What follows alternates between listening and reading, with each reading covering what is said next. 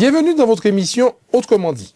Toujours un plaisir de vous accueillir avec nous sur le plateau afin de pouvoir échanger et discuter autour de la parole de Dieu. Nous poursuivons notre réflexion sur les épîtres de Paul aux Corinthiens, 1 Corinthiens, 2 Corinthiens, que vous pouvez trouver dans le Nouveau Testament. Nous abordons cette semaine le 1 Corinthiens au chapitre 15. Pour pouvoir échanger et discuter sur ce thème de la résurrection, je reçois Marvin. Bienvenue Marvin. Merci. Et également Eddie Michel. Merci de nous accueillir. C'est un plaisir, Eddie Michel. Jésus a ressuscité Lazare, n'est-ce pas? Et Lazare est mort à nouveau. Certains disaient il est remort. Jésus a été ressuscité. Pourquoi il n'est pas mort à nouveau, lui? Et d'ailleurs, pourquoi Lazare n'est-il pas resté vivant éternellement? Alors, tu poses une question extrêmement importante, mais la Bible aussi apporte une réponse. C'est-à-dire que tu compares deux personnes qui ne sont pas comparables dans leur mission. C'est-à-dire que la Bible présente Jésus comme étant celui qui vient sauver, c'est-à-dire Dieu parmi les hommes, qui vient sauver les êtres humains et qui accepte d'aller jusqu'à la mort de la croix. Donc ça, c'est un élément fondamental dont Paul, d'ailleurs, il va développer cette partie pour montrer que sa mort a un impact sur nous et sa résurrection. Mort et résurrection ont tous les deux un impact sur nous. Maintenant, tu me parles d'un être humain qui, dans son vécu, connaît la mort et que Jésus va ramener à la vie. Maintenant, lorsque Jésus va le faire, c'est pour donner sens, justement, à tout ce qu'il fera après. Pour tous ceux qui sont là, qui espèrent, qui vivent, qui meurent. Et qui va dire, OK, je fais des exemples pour que vous compreniez, en fait, que le projet de Dieu, c'est pas simplement ici et maintenant. Il y a un projet qui se prolonge. Et donc, cette mort et cette résurrection de Lazare, bien sûr, est là pour nous comme un exemple. Pour montrer que Dieu a un projet. Et ce projet va se réaliser pleinement dans la mort et la résurrection de Jésus. Donc oui, deux exemples, mais avec un sens totalement différent. Très bien. Marvin, quand on parle de la résurrection de Jésus, j'aimerais que tu puisses nous dire, selon toi, qui a ressuscité Jésus? Son Père ou lui-même? Ou les deux, peut-être? Non, ça ne pouvait pas être lui. Jésus, ayant revêtu notre humanité, étant mort, ne pouvait se lever lui seul de la tombe. Et quand il dit détruisez ce temple et en 3 jours je le rebâtirai. Oui, mais c'est dans cette logique du projet divin de pouvoir reconstruire. Mais ce n'est pas lui qui, avec les ressources qu'il avait, qui étaient inexistantes au moment où il est dans le tombeau, qui a pu faire quoi que ce soit. C'est Dieu qui agit. C'est Dieu qui le relève. D'accord. Paul dit que sans la résurrection, si Christ n'est pas ressuscité, sa foi est vaine. Et dit Michel, en quoi la résurrection peut-elle représenter un fondement a priori fondamental dans notre foi, dans notre christianisme? Alors, la résurrection du Christ est un élément capital dans l'enseignement et dans le message de la bonne nouvelle.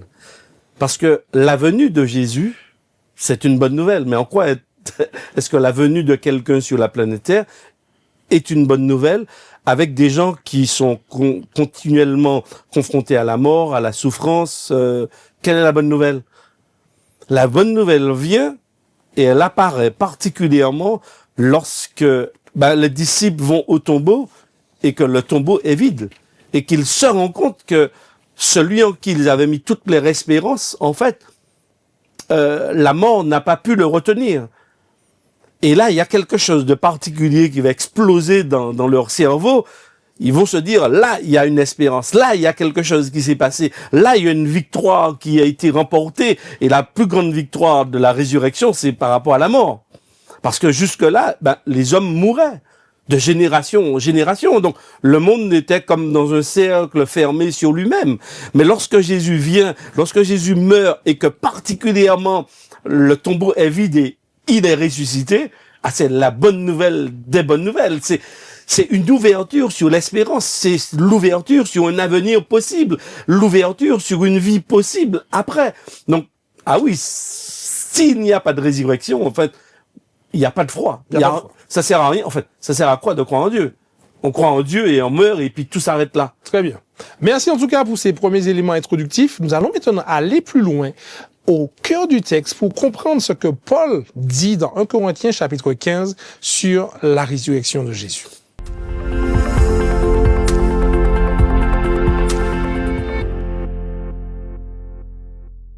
Paul dit dans 1 Corinthiens chapitre 15 que si Christ n'est pas ressuscité, la prédication est vaine, la foi est vaine, les apôtres sont de faux témoins, nous sommes encore dans nos péchés, etc., etc. Il cite 6 éléments qui traduisent le fait que sans la résurrection, en fait, la foi, tout ce qu'il y a derrière, ne tient pas la route.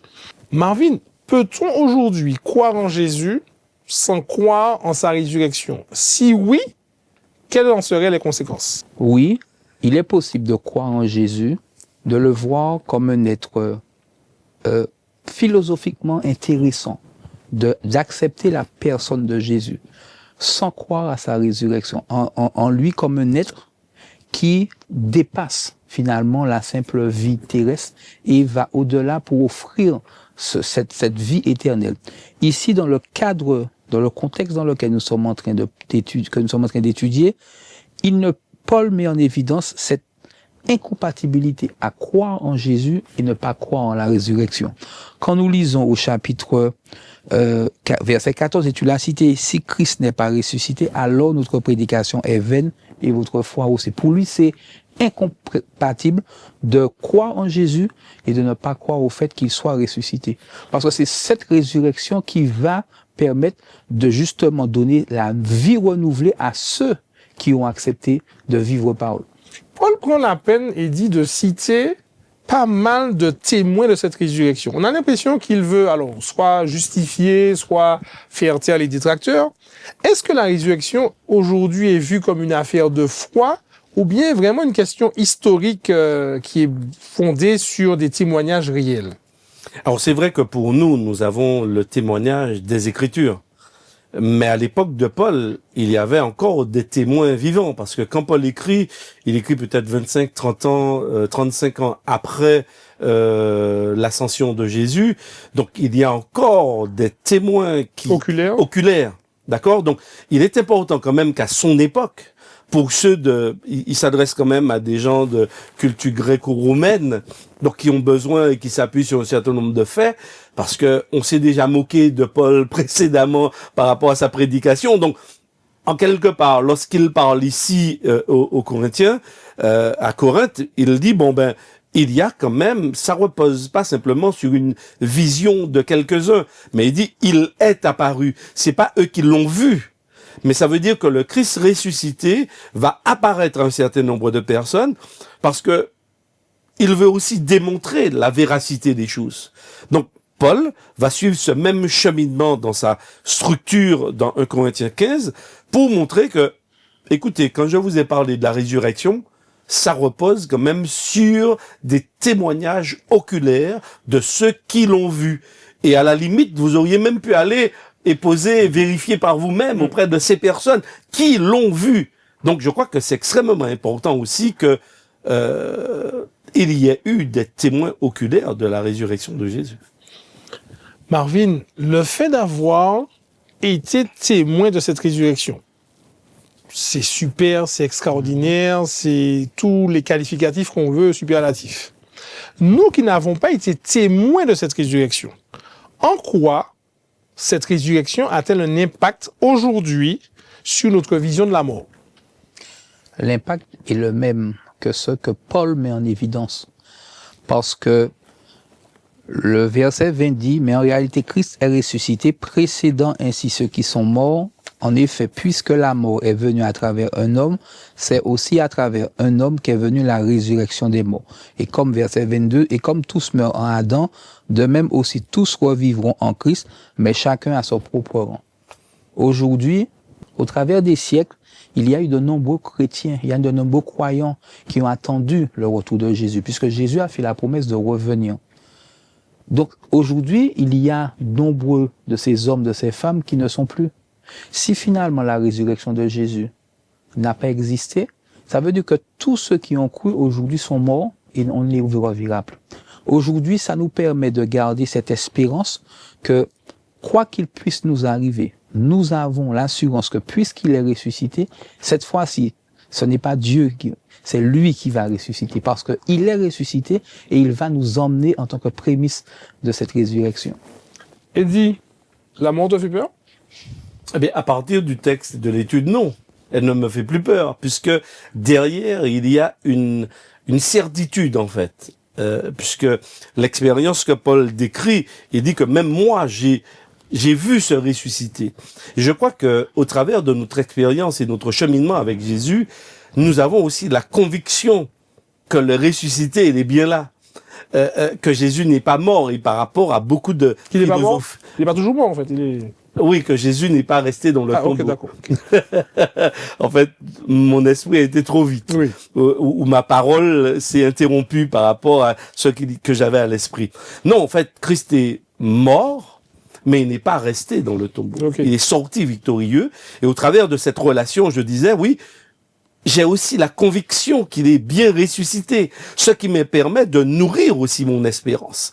Et quand Paul dit au verset 19 ou 20, il parle de ses prémices, la résurrection du Christ est prémisse pour ceux qui sont morts, et les prémices dans le système de l'agriculture de l'époque, et on peut bien le comprendre, ce sont les premières germes qui assurent de la récolte prochaine. Ça veut dire que la résurrection de Jésus, c'est pas seulement pour lui. Parce qu'on pourrait se dire, oui, c'est très bien, on peut beaucoup dialoguer et échanger autour de la résurrection de Jésus, mais quel est son impact sur moi?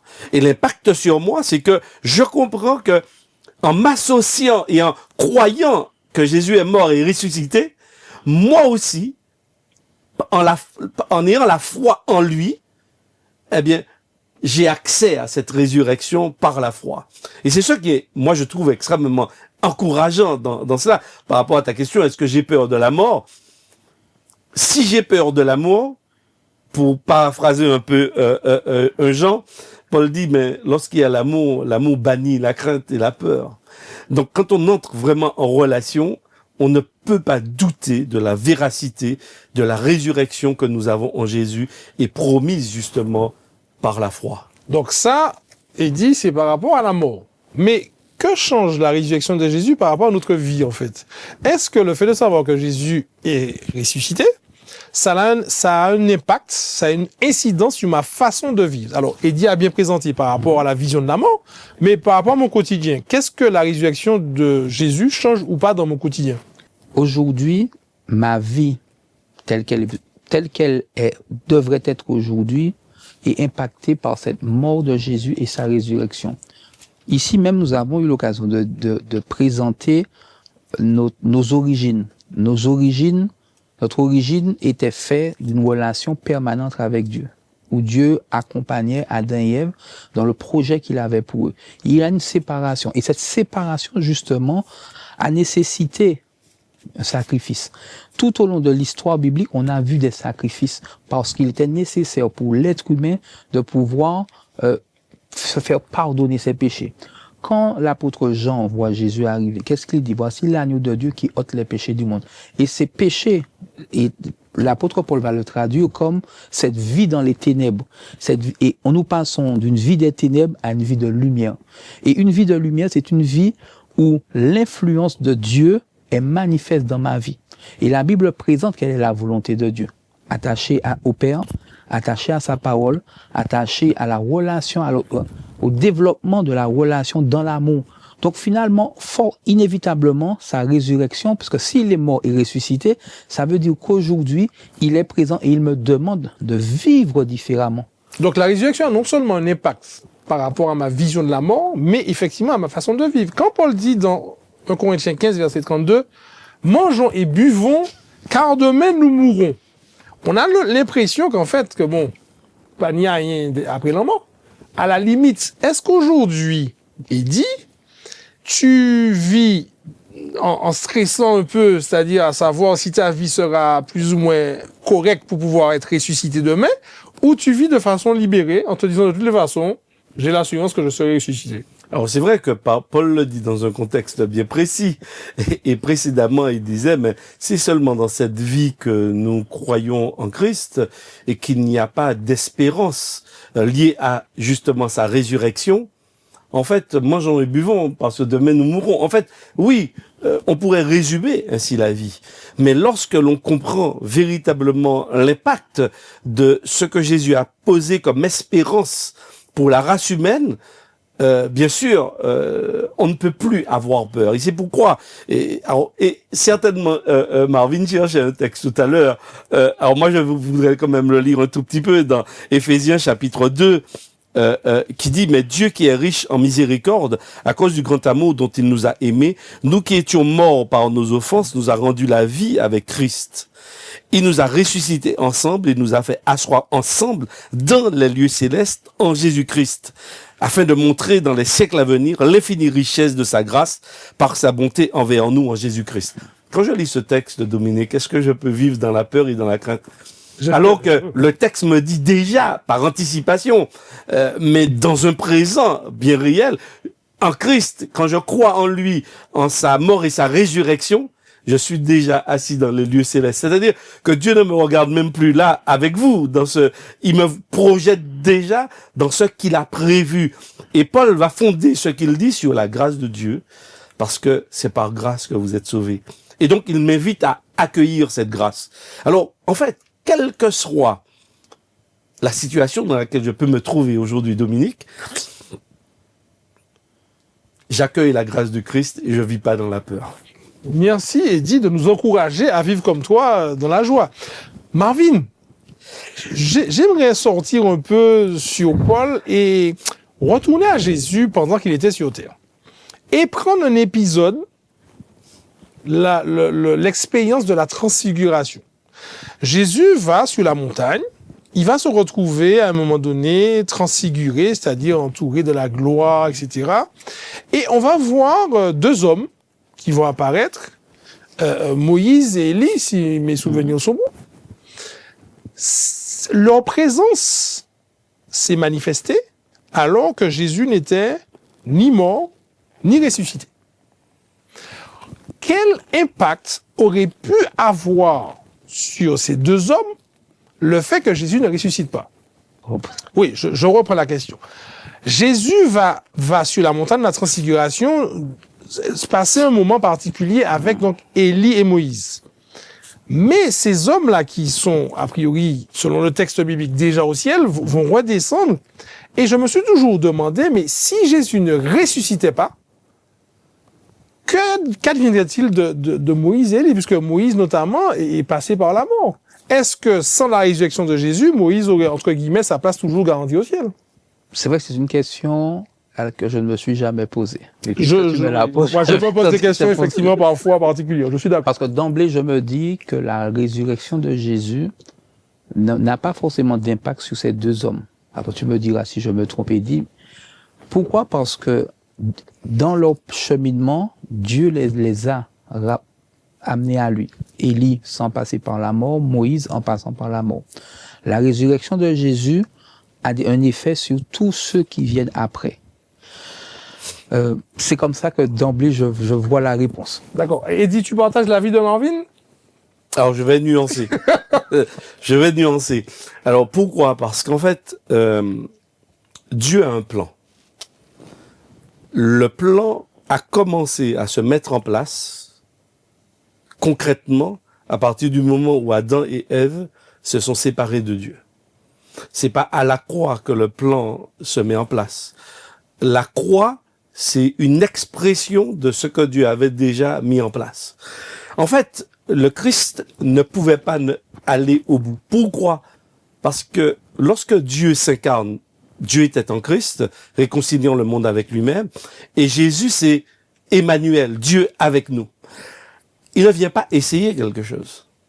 Il sait qui il est, il sait pourquoi il vient, il a une mission, et c'est Dieu. La mission n'est pas d'échouer. La mission, c'est de se mettre dans une condition de vulnérabilité, mais Dieu sait qui il est. Et il sait qu'il ira jusqu'au bout parce qu'il aime. Donc la question, en fait, elle est belle ta question. Merci. Mais en fait, Elle n'a pas lieu d'être. C'est une anticipation déjà, la résurrection de Moïse, la marche d'Élie, Enoch qui a marché, toutes ces personnes, ce sont déjà des prémices de ce qui va se passer. Donc, ça me donne la garantie que le plan peut pas échouer. Okay. Ça me donne la garantie que Dieu ne peut pas se tromper. Et Dieu ne va surtout pas se tromper. Donc, c'est pas que l'histoire est écrite à l'avance, mais c'est que Dieu sait exactement les actes qu'il va poser et qui vont faire échouer, justement, les pièges du diable. Et il accepte de poser ses pas, mais il est pleinement conscient de ce qu'il fait. Donc, il peut pas échouer, parce que c'est Dieu. Marvin, du coup, aujourd'hui, lorsqu'on parle de la résurrection de Jésus, on a dit c'est un pilier, c'est un fondement de la foi, c'est la base de notre prédication. Mais cette résurrection implique quoi dans ma façon de voir le Christ? Quel impact la résurrection du Christ peut avoir dans ma vie aujourd'hui? Est-ce une pression en me disant, mais si jamais je me loupe, je vais pas être ressuscité? Ou au contraire, je suis heureux parce que il l'a promis, il a été ressuscité lui-même? Enfin, comment toi, tu vis au quotidien cette expérience de la résurrection que Jésus a réalisée en venant sur terre? Je partage ce qu'Eddie dit. C'est une joie, cette résurrection, parce qu'elle me garantit que quel que soit ce qui va m'arriver entre maintenant et quand Jésus reviendra, je serai ressuscité. Mais c'est aussi une responsabilité. Tu utilisais le mot pression. La pression, il y a une certaine forme de pression, mais qui est en lien avec la responsabilité. Quand on a une responsabilité, pourquoi? Parce que la mort de Christ a été nécessaire parce que je suis pécheur. Être pécheur, c'est être séparé de Dieu. Et cette responsabilité qui est la mienne, c'est de pouvoir accepter ce sacrifice, cette joie de pouvoir d'avoir bénéficié de ce don, mais cette responsabilité de ne pas négliger ce don. Et au quotidien, c'est chaque jour de me dire merci Seigneur, mais permettre d'avancer. Oui, il y a cette perspective en se disant, parce que parfois je me dis, mais je ne suis pas parfait. L'étude précédente, je parlais de ce cheminement, de ce chemin qui a encore à parcourir. Mais je parlais aussi de la grâce de Dieu. Seigneur, merci parce que tu es mort pour moi par grâce. Tu me sauves par grâce et tu m'accompagnes par la grâce. Il y a des fois où je me dis, je ne suis pas ce que tu voudrais que je sois. Mais Dieu, sachant que Dieu est un Dieu de grâce, je me confie en lui. Et c'est ce qui met aussi cette joie, quand bien même il y a ce sentiment de responsabilité, cette pression à me montrer digne de ce sacrifice qu'il a fait. Merci Marvin, merci Eddie pour ces éléments. Donc la résurrection, d'après ce texte de Corinthiens 15, vécue comme un pilier, mais aussi comme une libération, comme une grâce offerte à chacun. Nous allons voir comment mettre cela en application pour nous aujourd'hui qui vivons en 2026.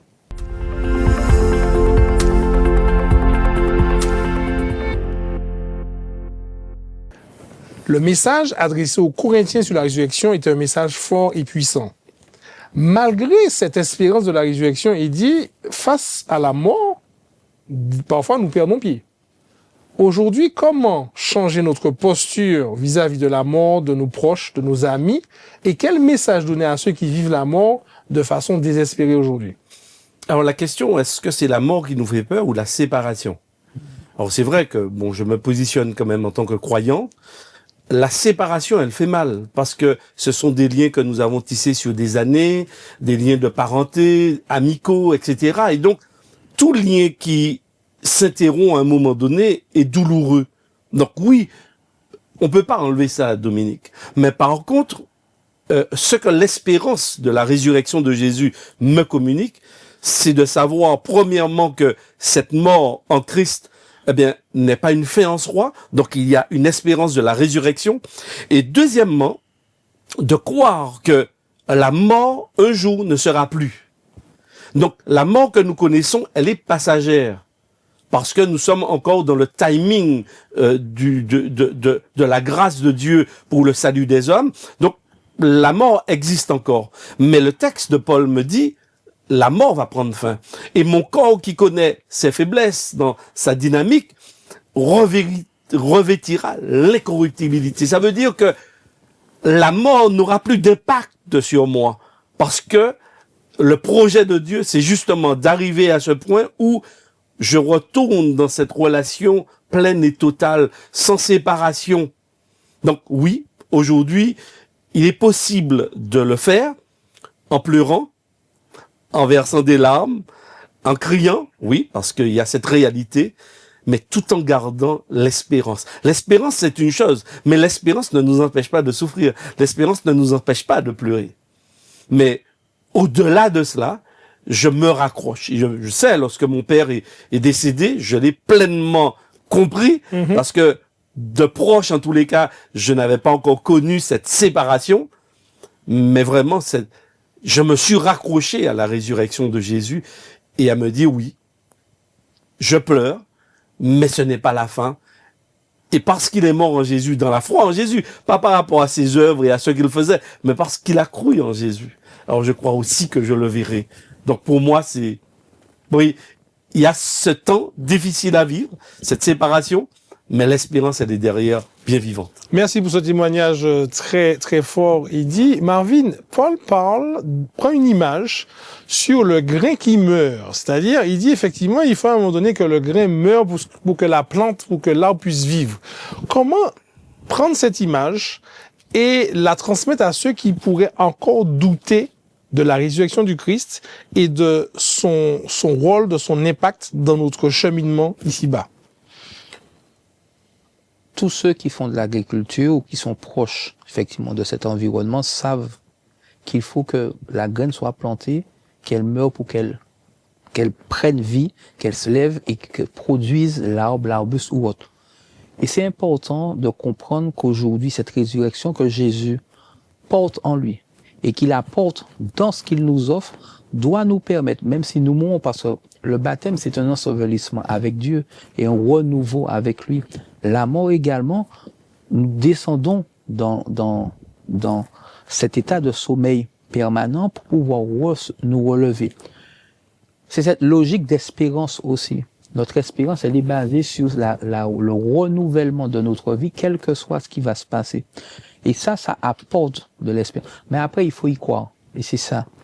Il faut accepter aujourd'hui ce Jésus, parce que ce n'est pas simplement une question de vie, de mort, c'est une question de croyance en Christ. D'ailleurs, Jésus a eu l'occasion de dire,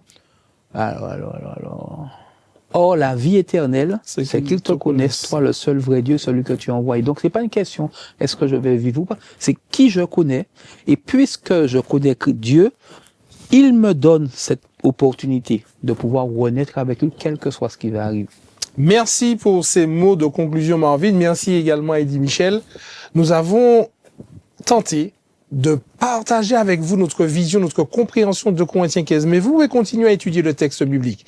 Merci d'avoir suivi cette émission. Ça a été un plaisir pour nous de la partager avec vous. Et nous vous donnons rendez-vous d'ores et déjà pour une prochaine émission. D'autrement dit, à bientôt.